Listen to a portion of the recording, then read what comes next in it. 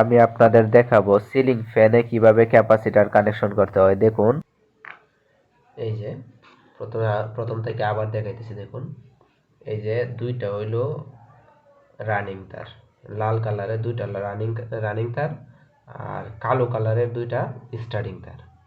তো একটা স্টার্টিং একটা রানিং, এই যে একটাই স্টার্টিং একটা রানিং, এই দুইটা তার একসাথে শর্ট করে দিছি। শর্ট কইরা এই যে আমরা এই একটা লাইন বের করছি। ঠিক আছে, এটা সাইডে রাখলাম। তো এই যে দুইটা তার বাকি আছে, একটা হলো স্টার্টিং একটা রানিং।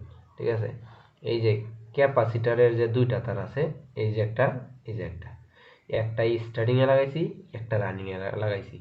কারণ এসির থেকে আমরা আরেকটা তার বাইর করার জন্য এই যে দেখেন, এই যে লাল কালারের একটা তার এই যে রানিং এর মাথায়, এবং ক্যাপাসিটর থেকে যে একটা লাইন গেছে, আর হলো ফ্যান থেকে যে রানিং এর যে একটা তার আসছে, এটার থেকে এই যে দেখেন আমরা এই আর একটা তার কানেকশন করে দিছি।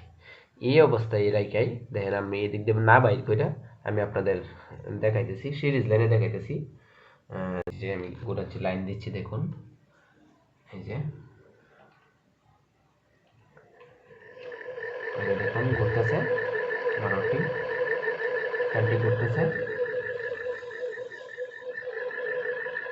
দেখতেছেন। আমরা সিরিজ লাইনে ঘুরাইতেছি, আরও স্পিড হবে ডাইরেক্ট লাইনে দিলে। ধন্যবাদ সাথে থাকার জন্য। আসসালামু আলাইকুম।